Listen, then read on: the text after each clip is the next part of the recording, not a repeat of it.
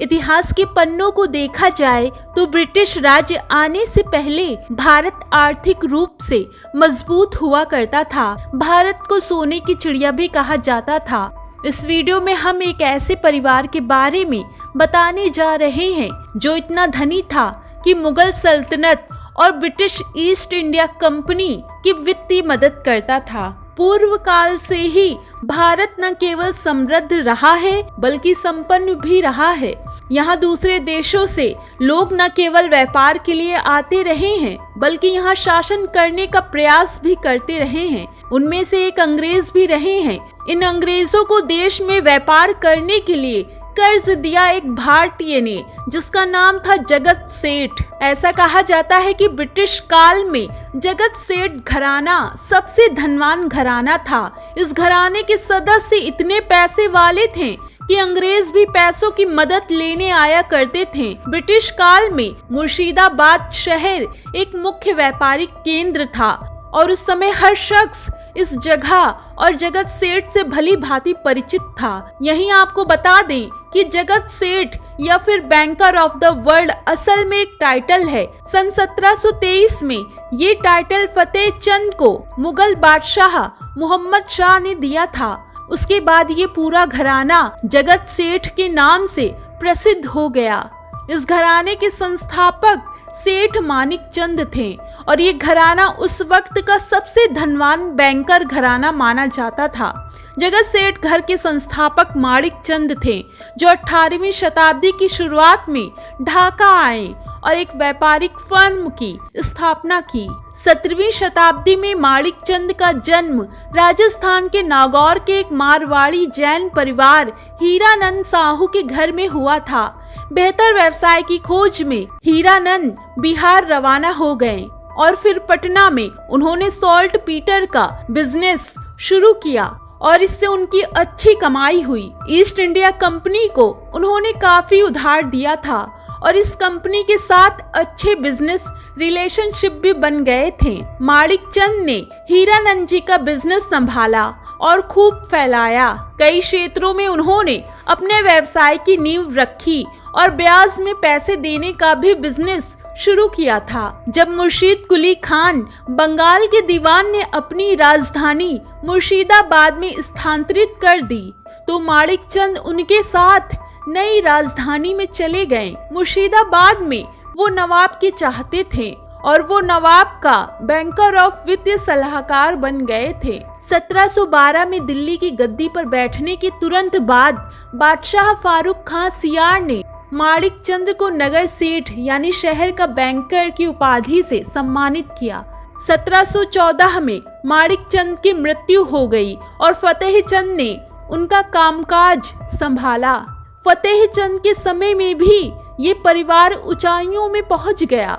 ढाका, पटना और दिल्ली सहित बंगाल, उत्तरी भारत के महत्वपूर्ण शहरों में इसकी शाखाएं खुली और इसका मुख्यालय मुर्शिदाबाद में था। ये कंपनी ईस्ट इंडिया कंपनी के साथ लोन अदा करना, शराफा की खरीद व बिक्री करना इत्यादि का लेन देन करती थी। इस घराने की तुलना बैंक ऑफ इंग्लैंड से भी की गई। इन्होंने बंगाल सरकार के लिए कई ऐसे कार्य किए जो बैंक ऑफ इंग्लैंड ने 18वीं शताब्दी में ब्रिटिश सरकार के लिए किए थे।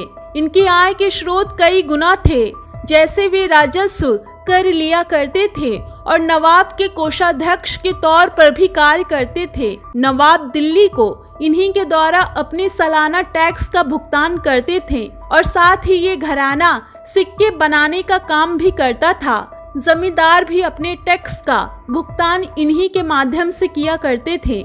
जगत सेठ बंगाल के सबसे खास व्यक्तियों में से एक माने जाते थे। ऐसा बताया जाता है कि उनके पास 2000 सैनिकों की एक सेना थी। जितना भी राजस्व कर बंगाल, बिहार और उड़ीसा में आता था वो इन्हीं के माध्यम से आता था। इस बात का अनुमान भी नहीं लगाया जा सकता है कि जगत सेठ के पास कितना सोना चांदी इत्यादि था।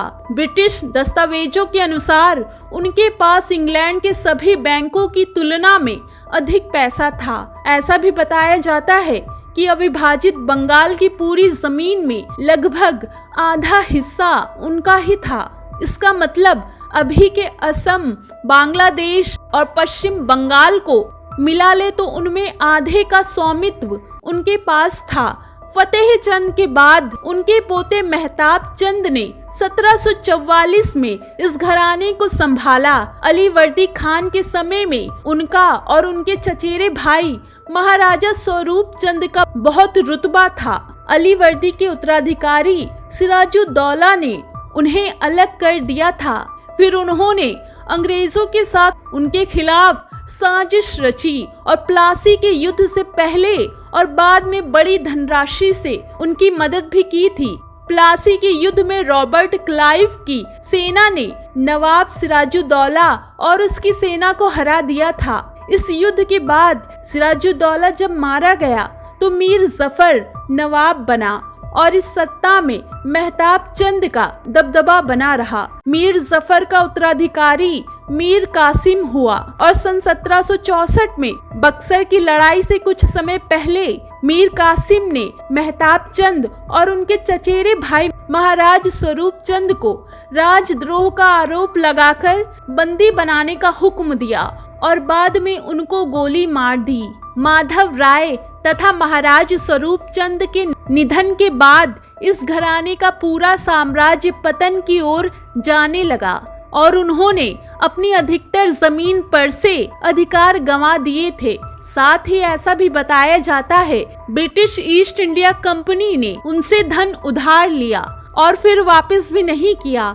बाद में बंगाल के बैंकिंग अर्थव्यवस्था व पूरी सत्ता ब्रिटिश ईस्ट इंडिया कंपनी के अधिकार में आ गई थी और लगभग 1900 में जगत सेठ घराना ऐसा कहा जाता है कि वो गायब ही हो गया।